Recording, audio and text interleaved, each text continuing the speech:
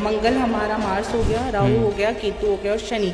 जब ये बड़े बड़े ग्रह, मेरे गुरुजी ने मेरे को सिखाया था राकेश, यानी कि राहु केतु और शनि जब अपना जोश दिखाने आते हैं तो वहाँ पे कुछ ना कुछ होता है। अब टीचर क्या करेगा और पेरेंट्स क्या करते हैं। और अगर कुछ चेंज की बात करें तो ग्लोबल लेवल पर क्या क्या चेंजेस दिखाई दे रहे हैं? कोरोना जैसी बीमारी मैं नहीं कहूँगी आ सकती है, लेकिन आपदा ज़रूर आ सकती है कोई।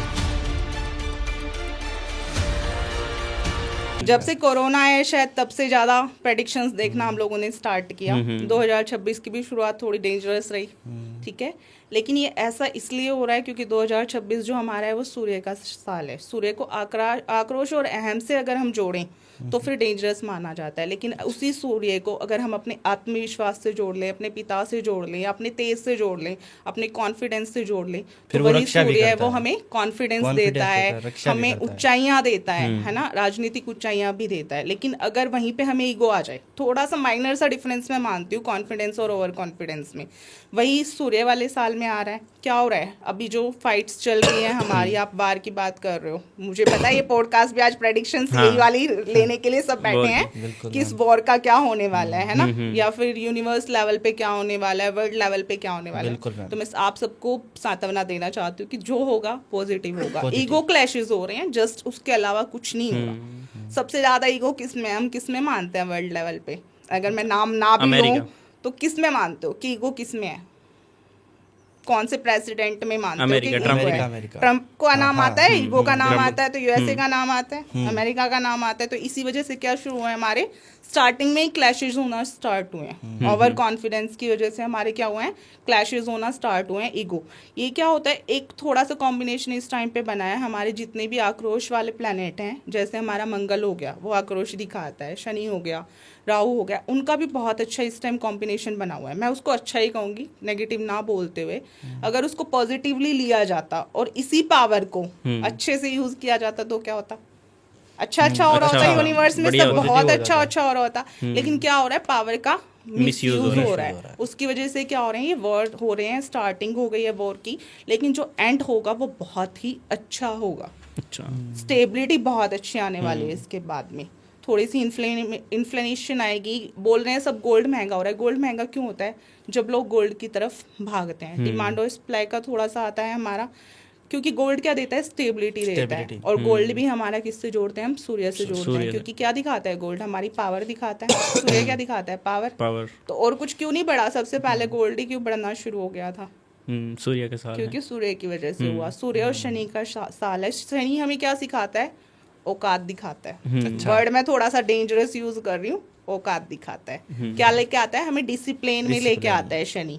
तो शनि अभी क्या कर रहा है, सबको लेवल दिखा रहा है, यूएसए वालों को भी दिखा रहा है कि आपका इतना लेवल है, बाकी कंट्रीज को भी दिखा रहा है, क्योंकि इस टाइम सब खौफ में बैठे हैं। तो बाकी कंट्रीज को भी क्या हो रहा है, पता चल रहा है अपनी पावर का कि हमारे अंदर कितनी पावर है।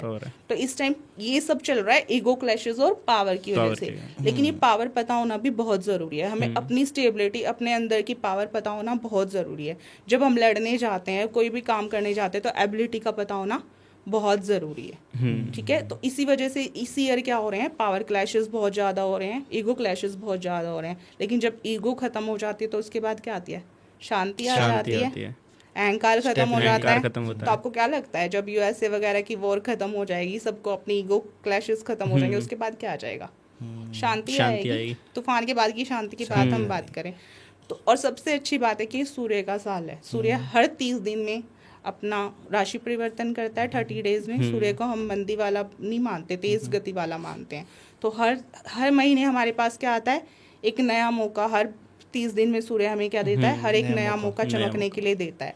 तो मैं ये कहूँगी फॉलोअर्स का साल नहीं है, ये लीडर्स का साल है, ये क्रिएटर्स का साल है, ये आप लोगों जैसा कुछ करने का साल है, एनर्जी का है।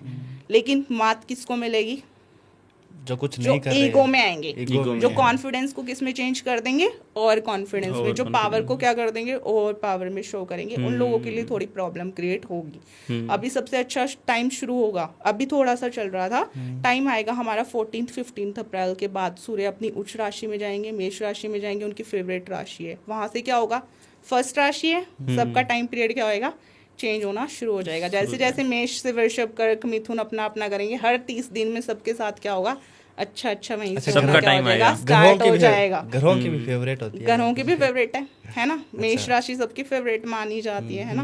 भेड़ चाल वाले लोग होते हैं वैसे मेष राशि वाले। इसको भेड़ चाल को क्या बोलते हैं, ओवर स्मार्ट लोग बोलते हैं। वो अपना मौका देख के बहुत जल्दी चीज़ों को चेंज कर लेते हैं और वो अच्छे होते हैं। जो जल्दी अपना कॉन्फिडेंस गिरा के उठा के ये समझ लेते हैं ना कि टाइम हमसे क्या मांग रहा है। जो इस टाइम टाइम की वैल्यू करेगा ना कि टाइम की डिमांड क्या है, उसके लिए ये साल बहुत अच्छा रहेगा।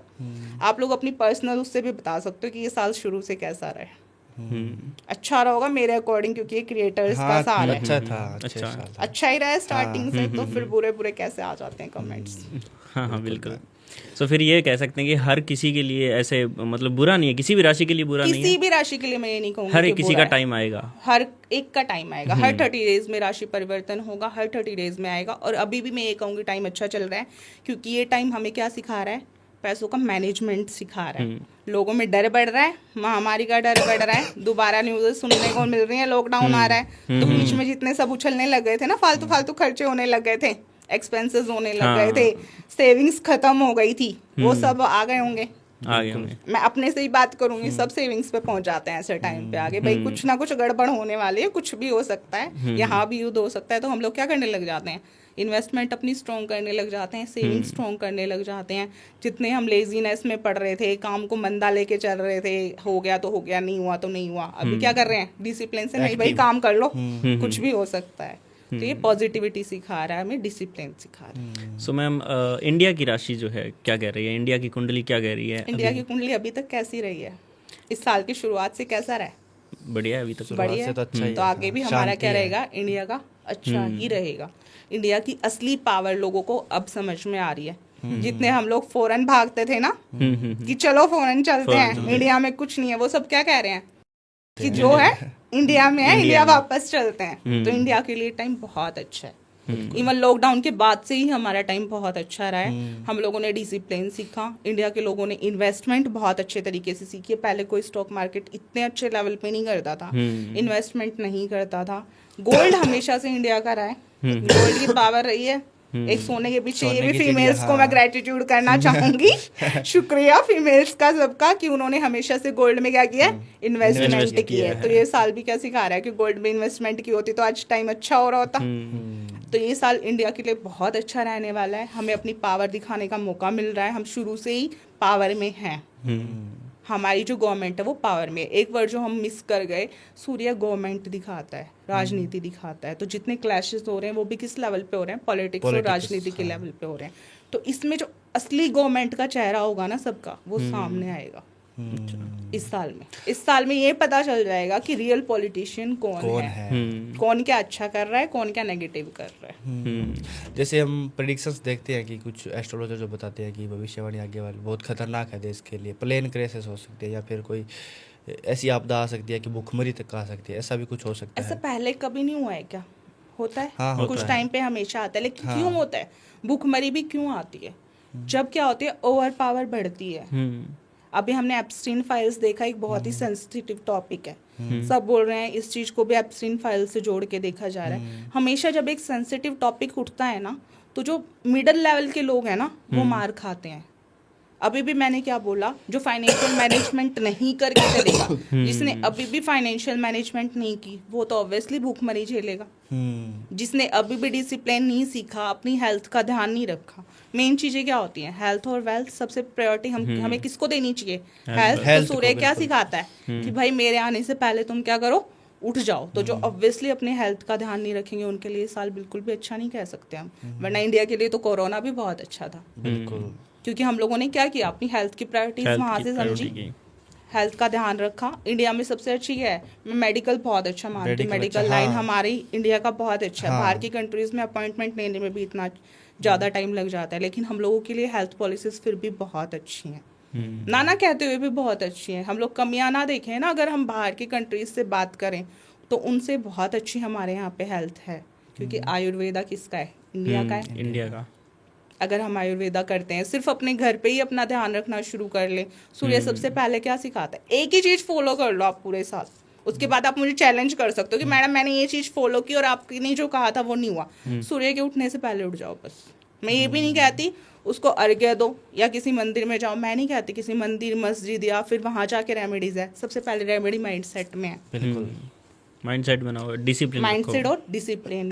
सबसे पहले अपनी हेल्थ पे ध्यान दो। अगर आप जल्दी उठते हो और डिसिप्लिन में रहते हो, मैं मान ही नहीं सकती कि आप लोगों को जॉब नहीं मिलेगी। प्रॉब्लम कब क्रिएट होती है? जब हम डिसिप्लिन छोड़ देते हैं और कॉन्फिडेंस में आ जाते हैं, कॉन्फिडेंस छोड़ देते हैं। अब बोलते हैं पढ़े लिखों वालों को जॉब नहीं मिलती। क्यों नहीं मिलती? क्योंकि वो अपने लेवल से कम करना नहीं चाहते। अगर वो कॉन्फिडेंस में रहें और कॉन्फिडेंस में ना जाएं और उसी चीज़ को डिसिप्लिन से फॉलो करें तो ऑब्वियसली जॉब्स भी मिलती हैं। और आज के टाइम तो सबसे ज़्यादा अपॉर्चुनिटीज़ हैं, सबसे ज़्यादा बिजनेस अब ग्रो हो रहे हैं, सेल्फ मेड बन रहे हैं, हम जॉब्स छोड़ रहे हैं, सारे के सारे सेल्फ एम्प्लॉयमेंट में आ रहे हैं, सब अपना काम कर रहे हैं, सब बिजनेस कर रहे हैं। पहले सुनने को मिलता था लाखों में कोई एक बिजनेसमैन पैदा होता था, आज सुनने को मिलता है हर दूसरा इंसान बिजनेस कर रहा है। आप जिस भी फ्रेंड सर्कल में जाओगे, क्या कर रहे हो भाई? मैं तो अपना काम कर रहा हूँ, अपना बिजनेस कर रहा हूँ, स्टार्टअप कर रहा तो ये टाइम अच्छा हुआ ना, बुरा कैसे बोलते हैं? बिल्कुल अच्छा हुआ। लेकिन कहीं कहीं ना कहीं अगर कुछ नेगेटिव बात करें, कुछ खतरे की बात करें, तो वो कौन सा आ सकता है? भारत सूर्या, आग। आग से खतरा हो सकता है।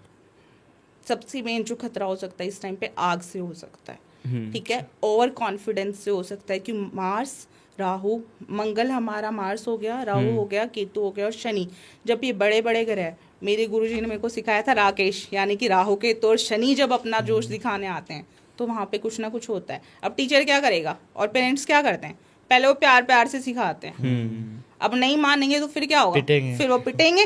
तो ग्रह का भी क्या है, वो प्यार प्यार से डिसिप्लिन सिखाते हैं। वो तो डेली ही मूव होते हैं ना, चाहे मैं जाग रही हूँ, सो रही हूँ, आप खा रहे हो, पी रहे हो, हम कुछ भी कर ले, हम उनको माने या ना माने। कोई सब कहते हैं हम प्लैनेट्स को नहीं मानते, आप मानो या ना मानो, वो तो है ना, सन तो है ना। किसी एक इंसान के कहने से या कोई लाख करोड़ भी कह ले कि भाई मैं सूरज को मानता ही नहीं हूँ, तो क्या सूरज उगना बंद कर देगा? नहीं, सूरज तो है, बिल्कुल है। प्लैनेट तो है, क्या चंद्रमा उगना बंद कर देगा? वो तो अपने काम कर रहे हैं। जरूरत किसको है चेंज होने की? हम लोगों को है। तो अगर हम लोग डिसिप्लिन में नहीं आए, गवर्नमेंट्स ने इस टाइम पे सीख नहीं ली, तो ऑब्वियसली प्रॉब्लम बढ़ेगी।